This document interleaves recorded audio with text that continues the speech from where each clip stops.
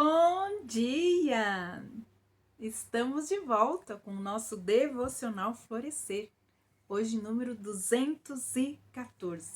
Nós estamos meditando 30 dias no livro de Salmos, buscando, aquelas coisas preciosas e profundas do relacionamento desses salmistas, com o nosso Deus. São experiências profundas, maravilhosas e que estão aí para nos ensinar, São salmos devocionais, são salmos proféticos que nos ensinam grandes e preciosas lições. Espero que esteja sendo uma bênção para você, como assim tem sido para comigo, estudando, meditando e trazendo então esses devocionais para vocês. Hoje nós vamos então estudar o Salmo 128 e ele nos diz assim: Bem-aventurado aquele que teme ao Senhor e anda nos seus caminhos. Do trabalho de tuas mãos comerás, feliz serás e tudo te irá bem. Tua esposa no interior da tua casa será como a videira frutífera, teus filhos como o rebento de oliveira, a roda da sua mesa. Eis como será abençoado o homem que teme ao Senhor. O Senhor te abençoe desde Sião, para que vejas a prosperidade de Jerusalém. Durante os dias de tua vida, veja os filhos dos teus filhos e que haja paz sobre Israel. Então aqui o Salmo 28, ele fala sobre a bênção do Senhor, como ser bem-aventurado em família, como comunidade do Senhor. O versículo 1 diz assim: Bem-aventurado aquele que teme ao Senhor e anda nos seus caminhos. Bem-aventurado é uma pessoa feliz, é uma pessoa bem-sucedida em várias áreas da sua vida. Então, esta pessoa bem-aventurada, que fala o salmista, feliz, é o fiel, aquele que desfruta a vida ao máximo, pois é aquele que reconhece a sabedoria de Deus, o Senhor, em todas as áreas da sua vida.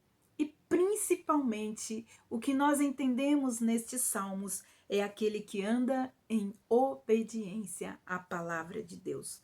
Então, aqui nós temos um texto, um salmo, pode ter sido escrito, por um dos salmistas, Moisés.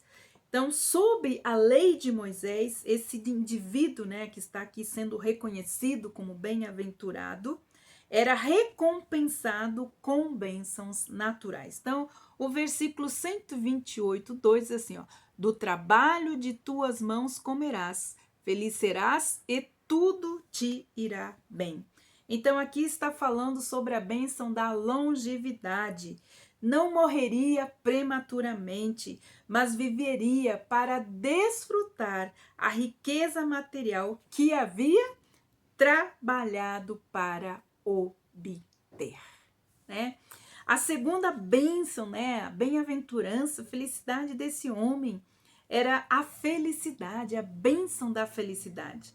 Não precisava lidar então com discórdias e com conflitos e vivia em alegria, contentamento, pois a face do Senhor resplandecia sobre ele, A bênção lá de Números, que o Senhor te abençoe e te guarde e faça resplandecer o seu rosto sobre ti. Esta era a bem-aventurança que tinha esse homem que temia o Senhor e obedecia a sua palavra. A terceira bênção era a bênção da prosperidade. Então, dizia, tudo ia bem com ele. Ele era protegido das calamidades, das pragas, das secas, das enfermidades e também de derrotas militares.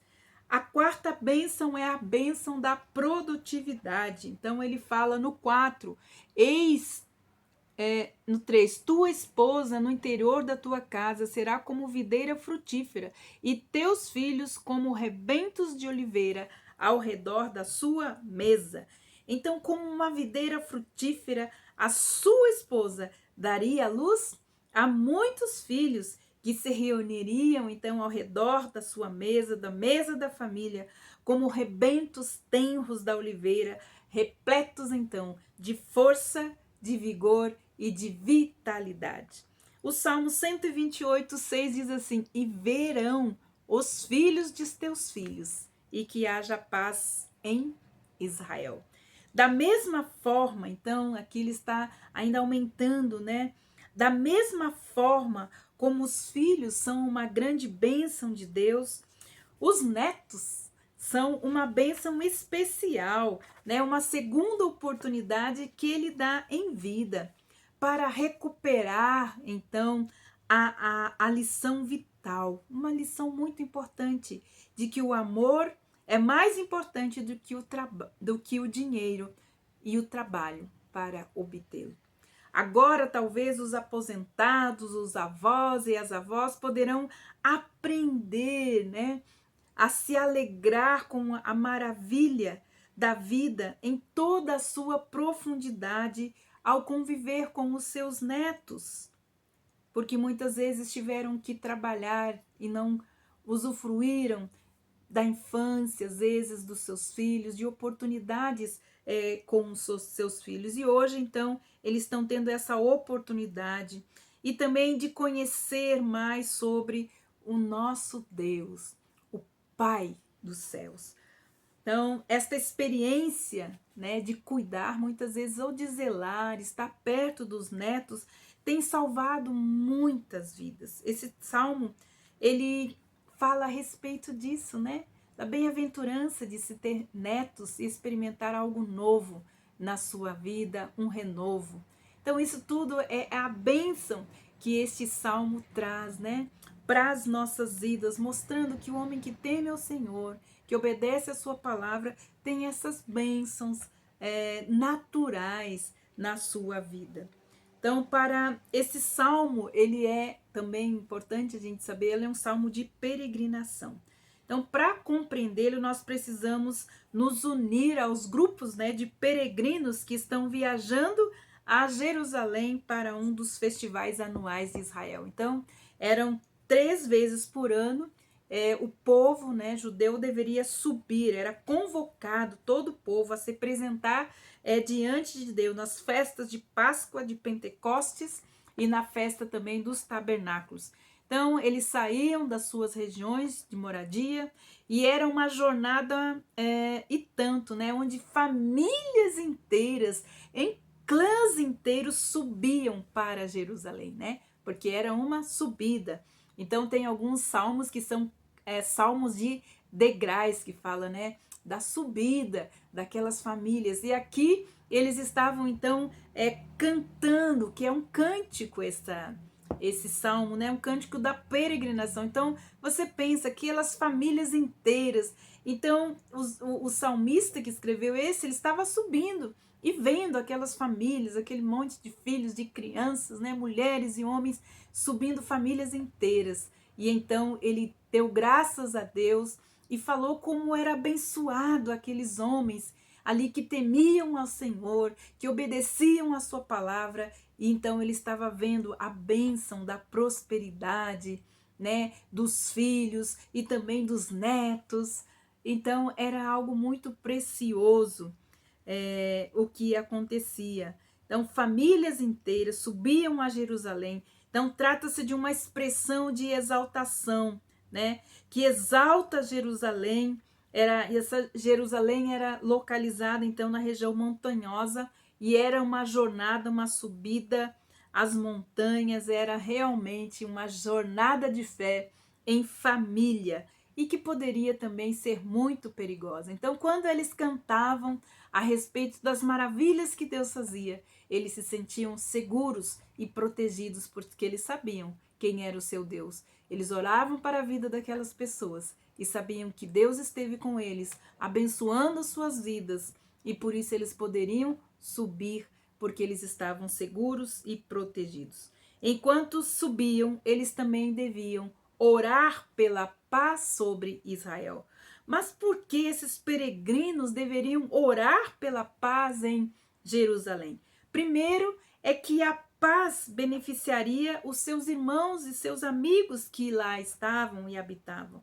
E as condições de paz, então, permitiam que os peregrinos continuassem, então, a cumprir esta obrigação anual de reunir-se diante de Deus no templo. Um ambiente espiritualmente saudável deveria estar, então, na cidade de Jerusalém, que também permitiria, quando a paz, então, que os reis governassem de forma justa. Então, ele falou, enquanto cantavam a respeito das bênçãos do Senhor sobre aquelas famílias, eles também faziam várias paradas para orar pela paz de Israel.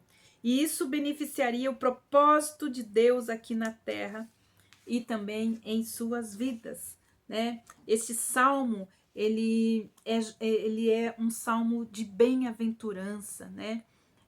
Ele fala sobre a bem-aventurança futura, mas ele também fala sobre a individual, sobre as bem-aventuranças também nacionais, quando o rei de Israel voltará para reinar. Quando o rei de Israel voltará a reinar, Jesus. Ora vem, Senhor Jesus. Que Deus abençoe você e ore pela paz em Israel, porque a palavra de Deus diz que quem ora pela paz de Israel será feliz e bem-aventurado e encontrará paz também entre os seus muros, dentro da sua casa. Então ore pela paz em Israel e ore para que o Senhor Jesus ele encontre uma igreja esperando com ardente expectativa a sua volta. Que Deus abençoe você e até amanhã com o nosso devocional Florescer.